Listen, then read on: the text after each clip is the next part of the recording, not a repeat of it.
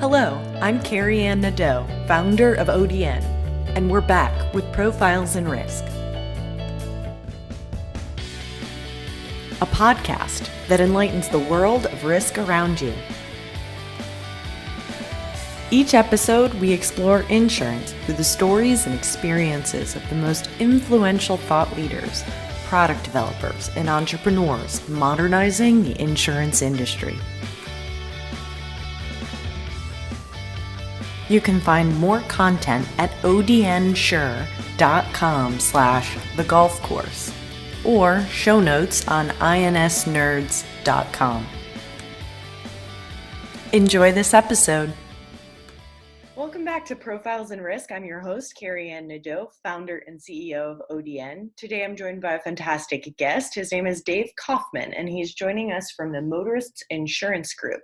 Today we're going to be talking about a partnership that the Motorists Insurance Group is doing with a collaborative of a number of different insurance carriers called Insuring Ohio's future, not securing, insuring Ohio's future. I'm really excited to talk to you today. Welcome to the show. Hey, thanks, Carey. I appreciate the opportunity to talk with you today. Yeah, absolutely. Now you're joining us from Ohio. Are you based out of Ohio?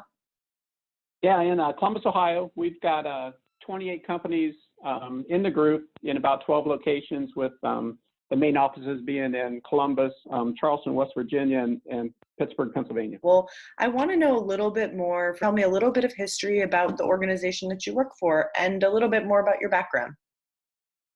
All right, sure. Let me start with my background. So I'm the CEO of Motorists Insurance Group. I've been here about 30 years. I'm an actuary by training. So I've had a number of positions here from a CIO. I was over information technology for a while, a CFO over some of the subsidiaries with some financial responsibilities, and then COO for the group, which brought in all the sales, underwriting, risk management, claims responsibilities, and now I've been CEO for 7 years. Awesome. So that's kind of my background. And when you look at Motorists Insurance Group, we consist of 16 companies, and the name of the group's misleading. We're actually auto insurance is about 20% of what we do. Oh, wow. So we're 2/3 commercial lines and 1/3 personal lines, and then we have a small life company. So the way we go to market is we refer to it as a one-stop shop. We can really provide a solution for our independent agents to about any risk management problem that comes to them, either on a direct or indirect basis. And we only market our products through independent agents. And what we try to do with that, we always call it, we try to out-local the national competitors and out-national the local competitors. And by that, we provide every independent agent a single point of contact, which is an empowered risk manager that is capable to risk management and price the products for that agency. And they develop a trusted relationship that we think it's difficult for the national carriers to replicate. And at the same time, we have this broad array of products and services that's real difficult for the smaller local companies to compete with.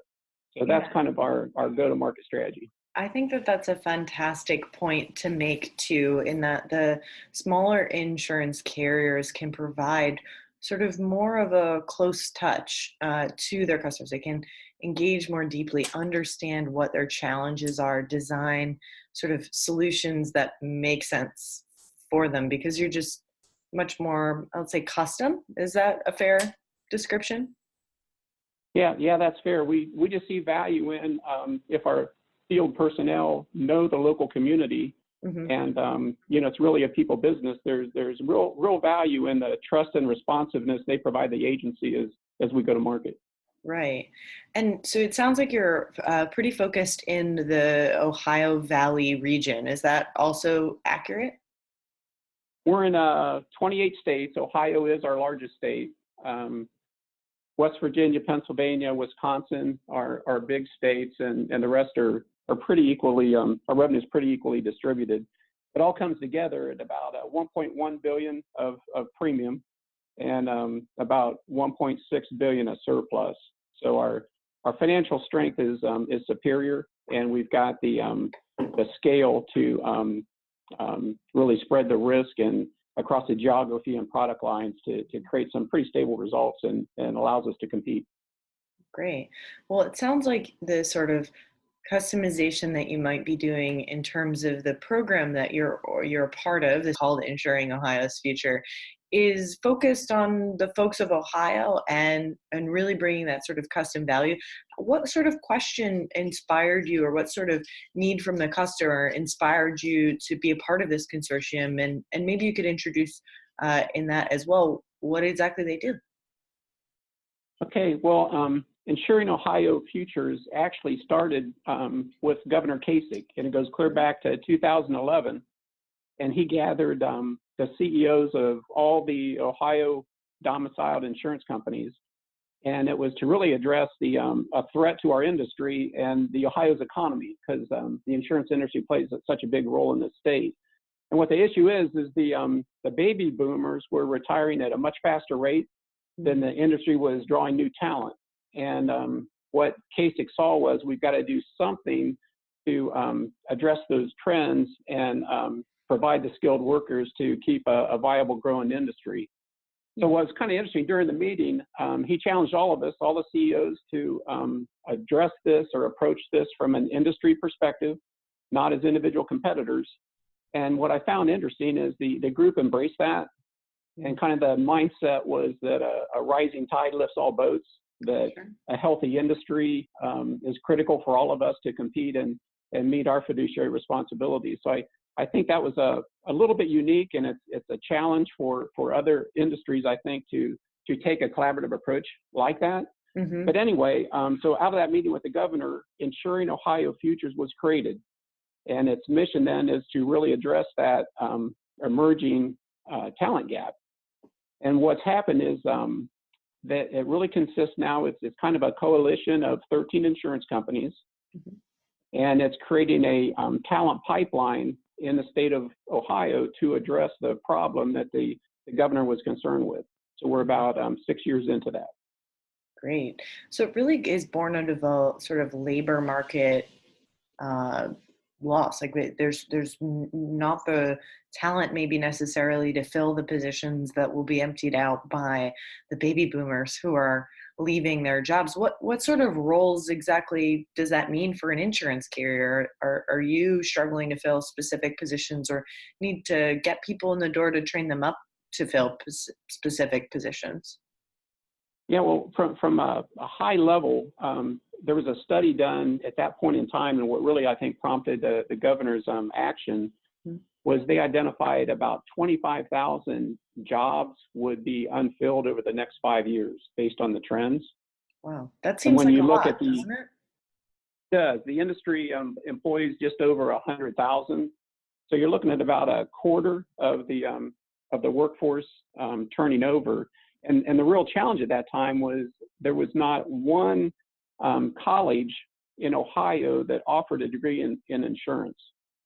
Wow. And so part of the study was that that's a critical missing piece. You know, if you're going to grow that talent pipeline internally, you really got to have the education, the institutions behind that. So that's really what the primary focus of Insuring Ohio Futures has been.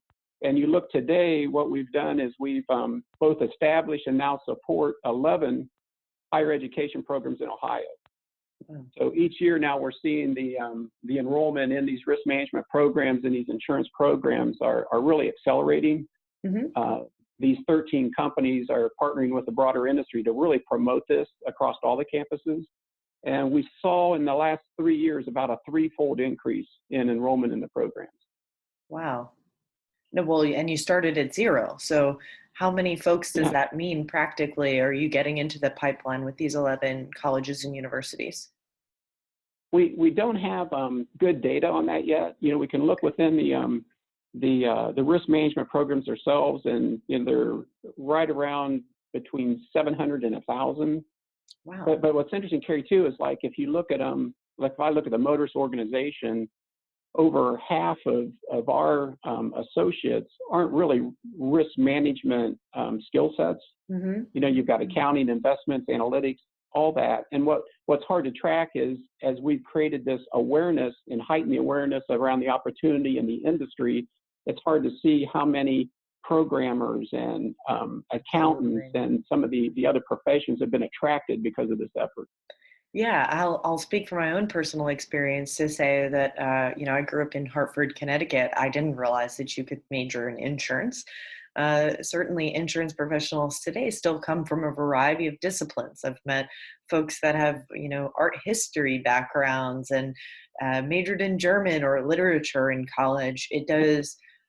I almost think you're doing a greater service beyond the bounds of Ohio to just celebrate the degree and say, hey, this is something you can consider if you're a student that likes math, if you're a student that might be interested in statistics. Here's a very real world application with a secure job waiting for you, frankly, because the labor market shortage. Yeah, you're exactly right. And what's interesting too, if you map the average salary and compensation in the insurance industry against other industries, it scores really high. Mm-hmm. So the average salary is significantly above what some of the other industries offer.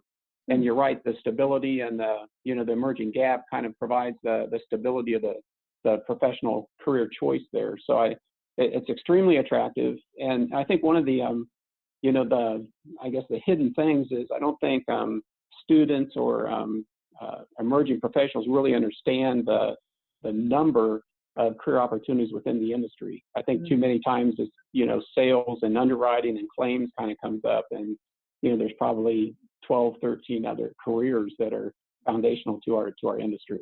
So let's dive deeper on that. Sort of what are the programs training folks to do? What are they going to come out of their degree programs and be able to, what jobs are they able to fill?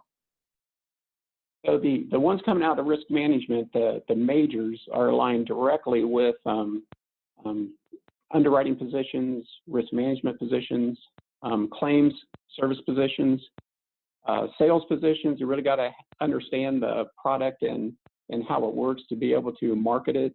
Mm-hmm. So those are, I guess, more direct customer-facing opportunities. But at the same time, if you're a programmer or a data architect and an analytics major, what we're seeing now is they're also taking these courses as a minor.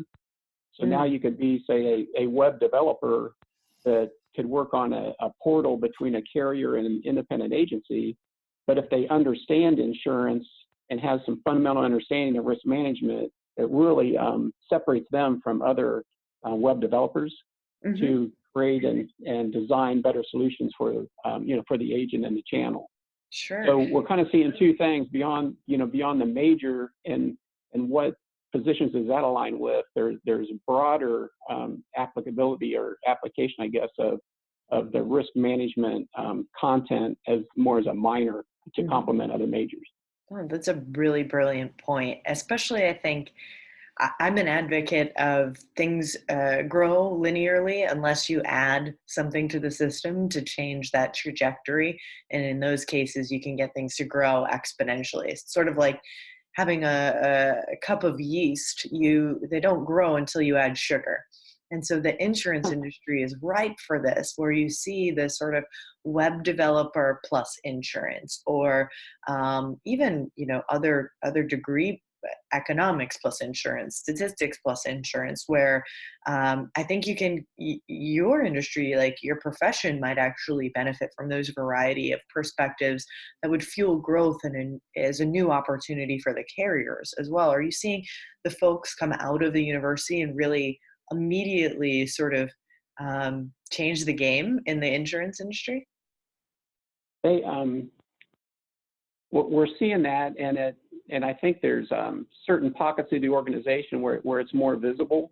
But what's interesting is, in one of the more recent studies, had identified like 11 occupational groups within the industry, and one of their findings was that a lot of the skills across those 11 categories could be shared. So if you're in finance, a lot of those skills can transfer and complement what you're doing in claims. Sure. And that can complement what you're doing in, on internet development. So what I'm seeing is I'm kind of moving away from the traditional career ladder to that. You've heard like Sheryl Sandberg and that refer to the jungle gym. Mm-hmm. where as your career develops within claims, there's a time where you can jump, to IT Mm-hmm. and continue to build on your career there, but it becomes more of a integrated career path than a straight functional line, I think, of the traditional career ladder. Does that make sense? Yeah, no, absolutely. And that might require sort of insurance carriers to think differently about the way that they promote and encourage folks to move across as well. Because my understanding, and correct me here, is that the sort of hierarchy of insurance is traditionally pretty linear.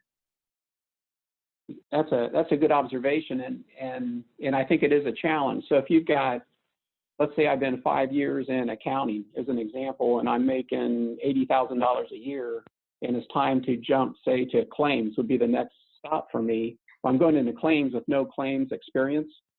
Right. So the worst thing you can do is, okay, drop me down a $50,000 salary level, right?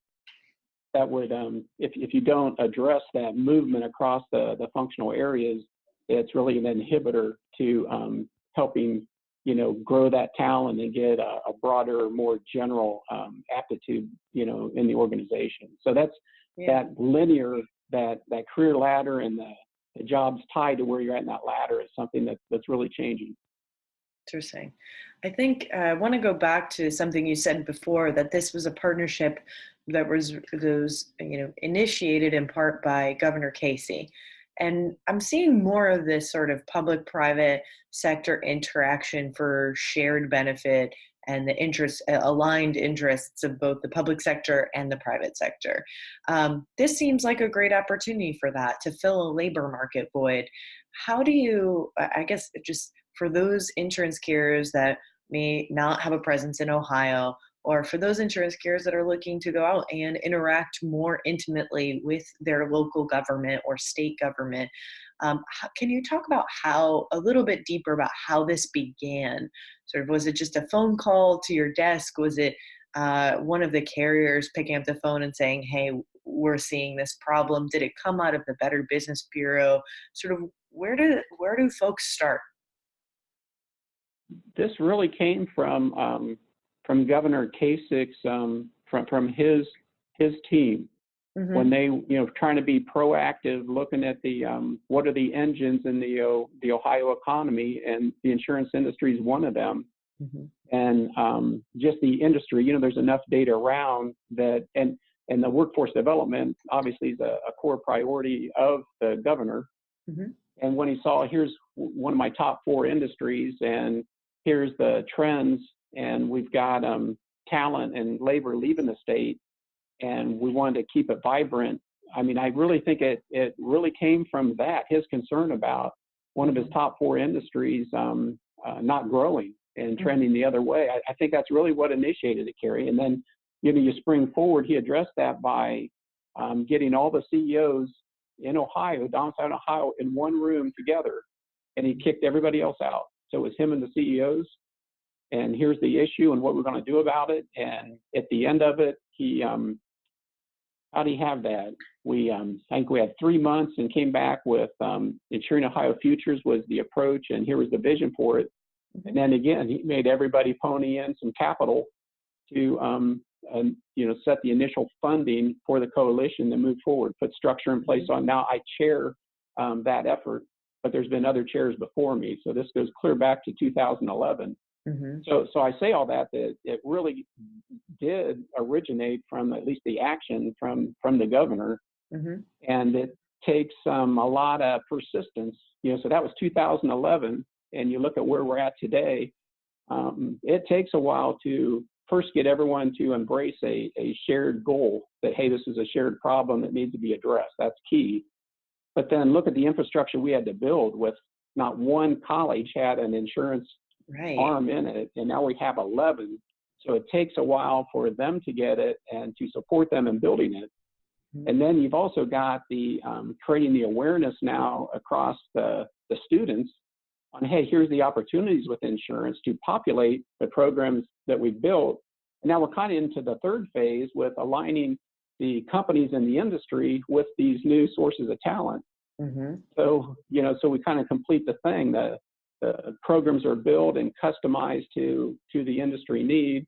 The kids now are being recruited and going through them, and now being offered. One of the things we did is we guaranteed all of them internships.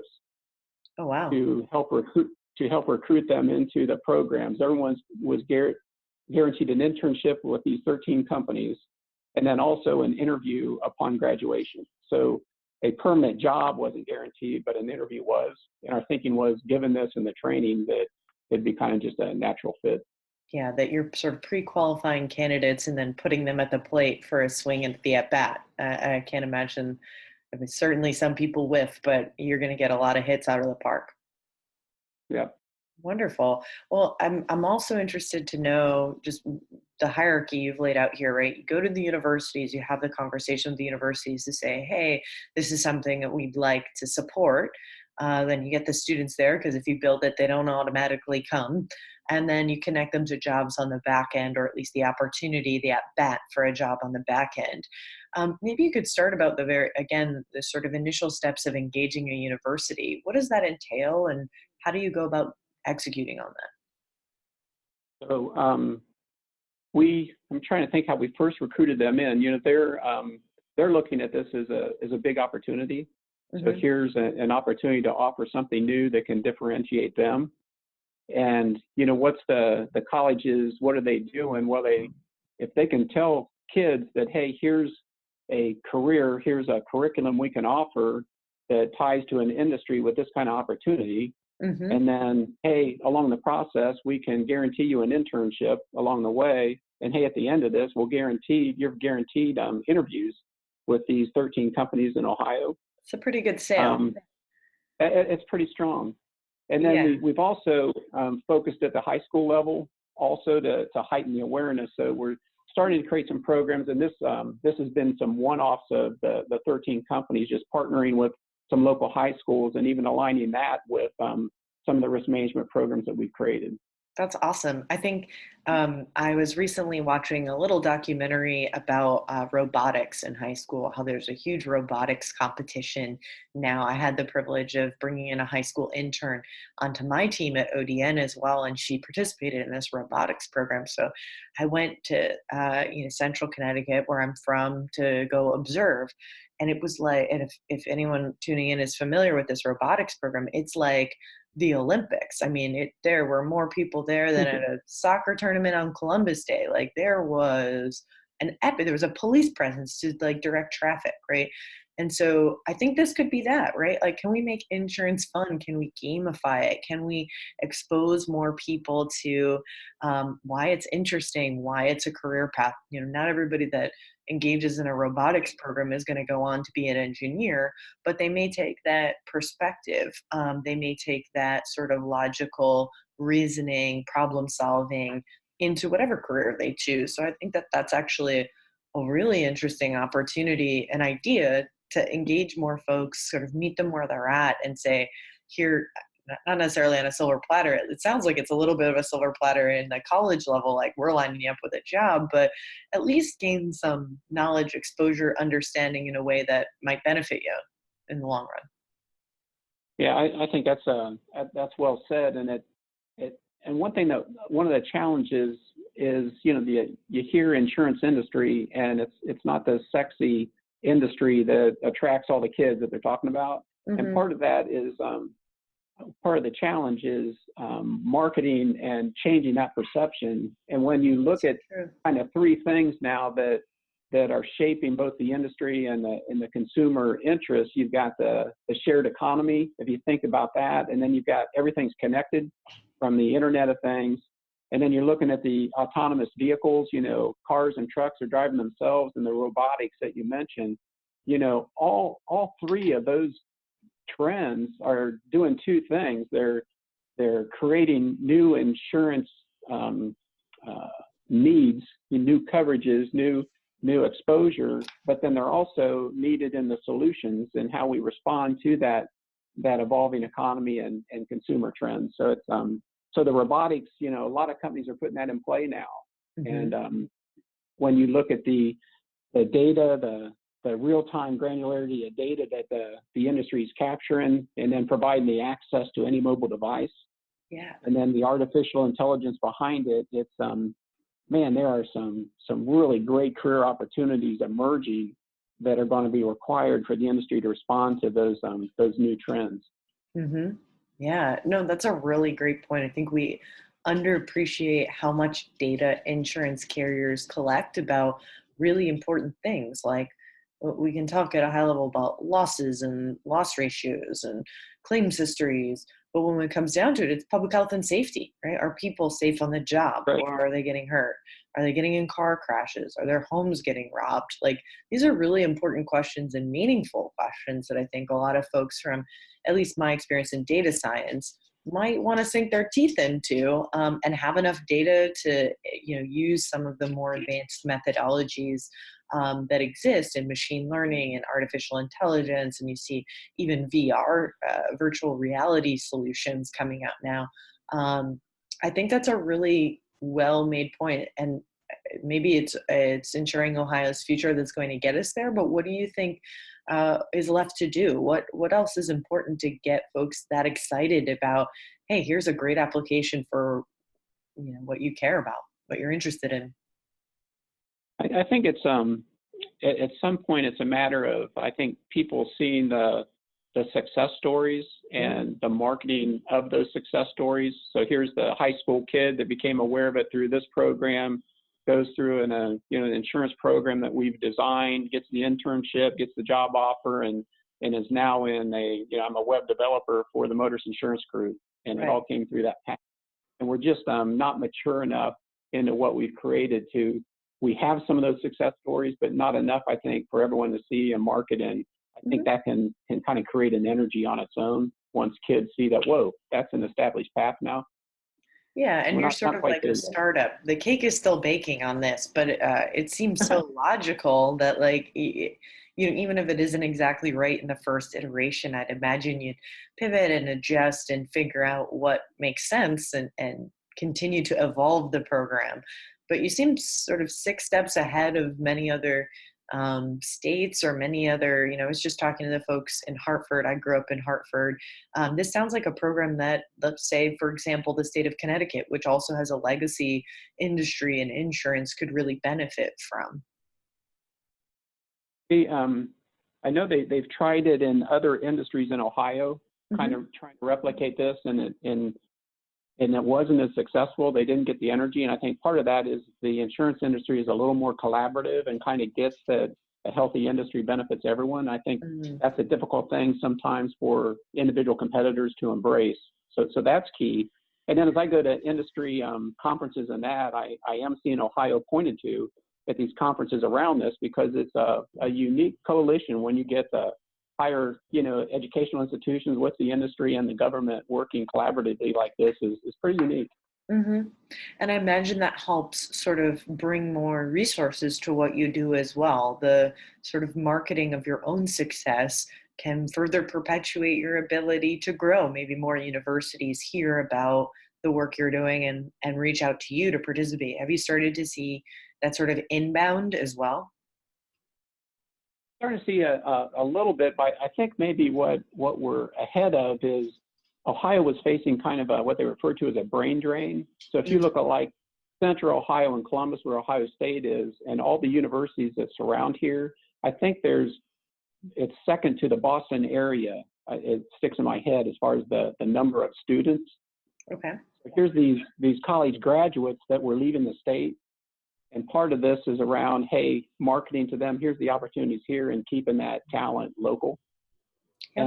And this has been, so I think it's been more successful, at least initially, in that than attracting talent into the state. It's really keeping the talent that we've been growing here, keeping it at home. Right. And there's a support system and a network and people, professionals. You're not trying to sort of create something from scratch. You have a foundation on which to build, which is a real asset. Yeah, and I think too, when you look at recruiting talent and assessing it now, you seem like you always kind of look at IQ elements, and then as the professional emerges, you're looking at some EQ, that and a new element that I think really important is a digital competency. Okay, explain. I think that So I think that's, it's almost like every position now has some kind of digital foundation to it. Mm-hmm. And that's becoming more and more, just your natural curiosity, your natural reliance and use of digital support tools. I think that's becoming more and more critical. And so that's kind of like the step in across all these career opportunities. I think that somebody that is superior with the social and digital tools, I think has a leg up in really gaining some of the more traditional content of those careers. That's really prevalent right now. That is quite interesting that you mentioned that. I just returned from a conference for independent agents called Agent 2021. And it's a marketing and advertising conference, but the real theme, the takeaway was using technology to your advantage, because it really is greenfield right now. There's not a lot of folks that are land grabbing in that space to say, this is what we're going to do, we're going to do it well. But the next generation of folks, whether they're your market in terms of who you're selling to, or whether they're your employees, are oftentimes going to be digital native, and they're going to understand the value of that technology, not for entertainment purposes. And I'll admit that I do still like myself a dog meme every once in a while, but what they're doing to leverage those technologies to bring in new business, to grow the business, is that exponential curve that I think we could see in the insurance industry in terms of its growth. We've continued doing things a very traditional way forever, and now we're introducing people with a sophisticated sense and a creative mindset around technology. Maybe that's the sugar that the yeast needs to grow. What do you think? I think you might be onto something. And I think there's a natural advantage to more recent college grads around the digital component, just because of the age and what that generation's grown up with. When I look at like my three daughters and see how I use my phone, so I probably use 25% of its capabilities, and they probably use 50 to 60. So it tells me there's still a huge opportunity for us to more efficiently and effectively use the mobile devices. But there's definitely an advantage to the more recent grads. I think have a leg up. So when you've got that natural or more natural digital competency, and the need for that, that digital expertise is becoming a more prevalent piece of every job. I think that's a real attractive thing to new grads, and that's evolving pretty quickly.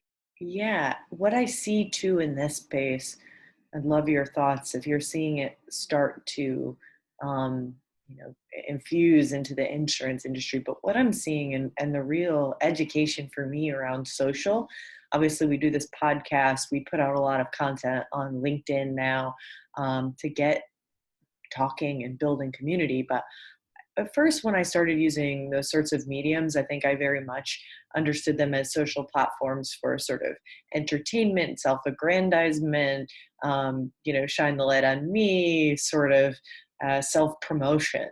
And then I realized it's actually building brand. It's building brand equity.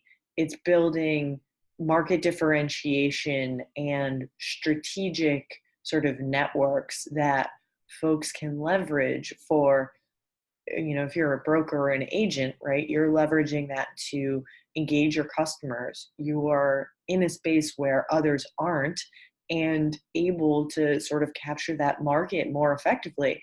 And the moment, it was like a light switch for me when I said, oh, I'm not effectively running my business if I'm not engaging in these technologies, and if I'm not fully understanding their potential to help drive sales and grow my business, whether it's more profitably or finding more good target clients. There's so much potential there, and I think that could be, we look at Gen X, we look at millennials, we're like, on their phones all the time, head down, causing traffic crashes because they're distracted driving, right? But the upside is they really know what they're doing, and if you can put that to constructive, good use, maybe there's something there. I think there is, and I think one thing that's missing or might be an opportunity is I was sitting at I don't know where it's at, and it was they were going through like corporately. Here's your Facebook page, and you only use it for these reasons. Mm-hmm. Here's your LinkedIn page, and you only use it for these reasons. So here's Twitter. So every channel they defined, you have to have a specific strategy for what you're using that channel for. And I think now that almost applies to individuals, because if you're using Facebook for the wrong purposes or LinkedIn, you know, all of a sudden you can become out of step, or the effectiveness of it, I guess, is diminished. Yeah, it's a little bit of a side tangent, but I think in terms of engaging the next generation of insurance professionals, it seems like an important thing that we can maybe focus more on this podcast too, on how to really leverage some of those social media platforms to bring in new folks, to engage customers, sort of all of the benefits that might be there. You know, we've learned quite a bit on this podcast about sort of how to get started, how to engage the universities, what's important to the people that are participating. You talked a little bit about the hiring process, so I'd love to dive a little bit deeper into that.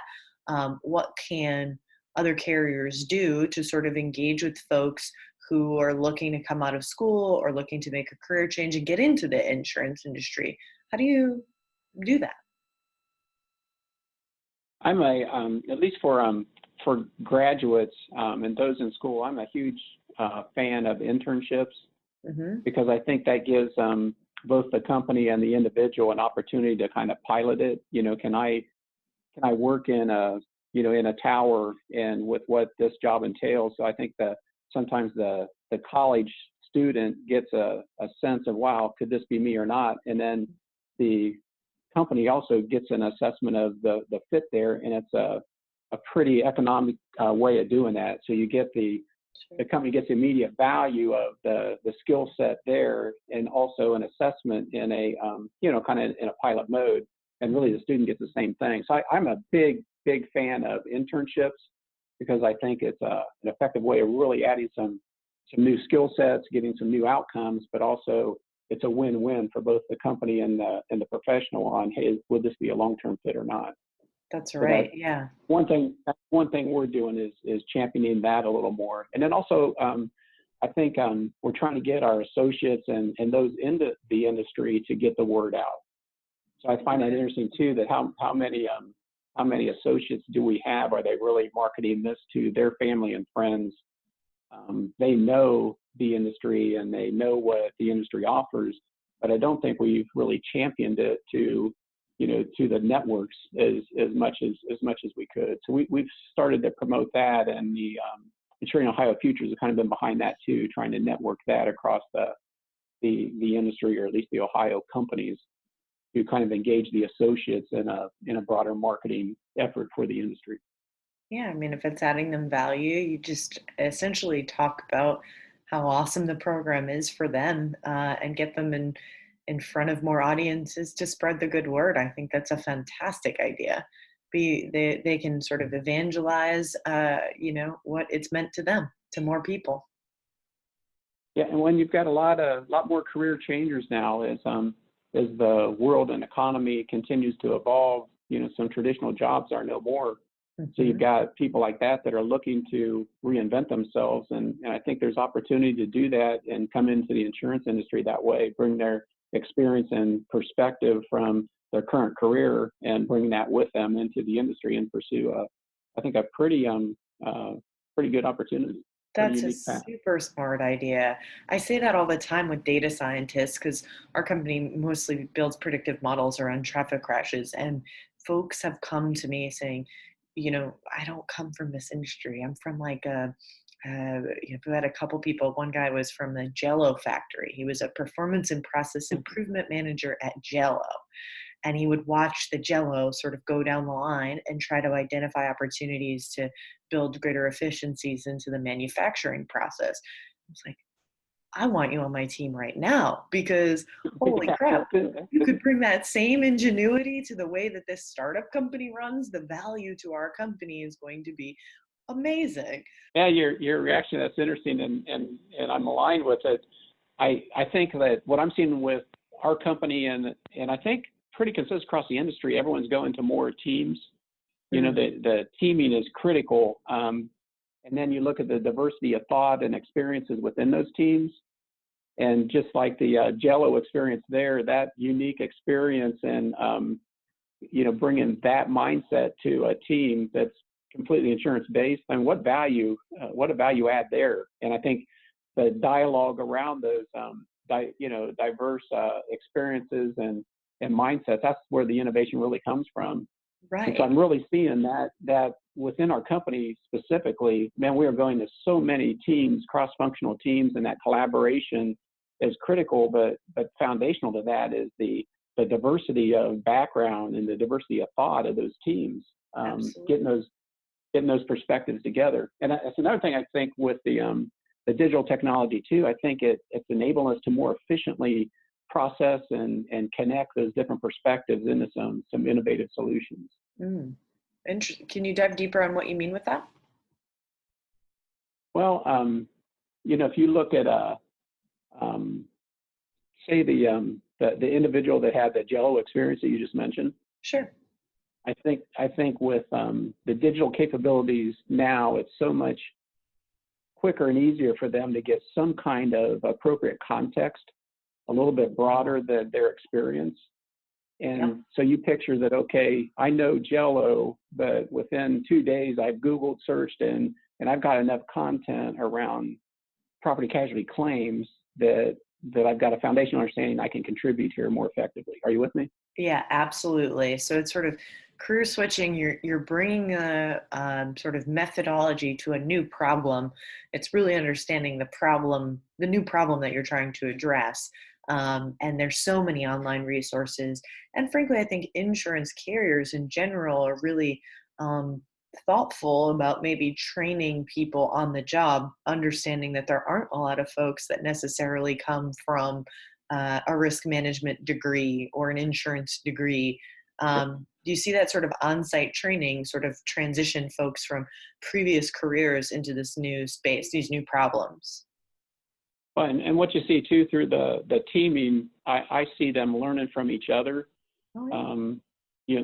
You know, when you think about having a learning organization, everybody strives for that. And sometimes what I'm seeing is it's a little bit more than that traditional structured training. Man, they are, you know, you got a sales agent next to a claims adjuster on the same team.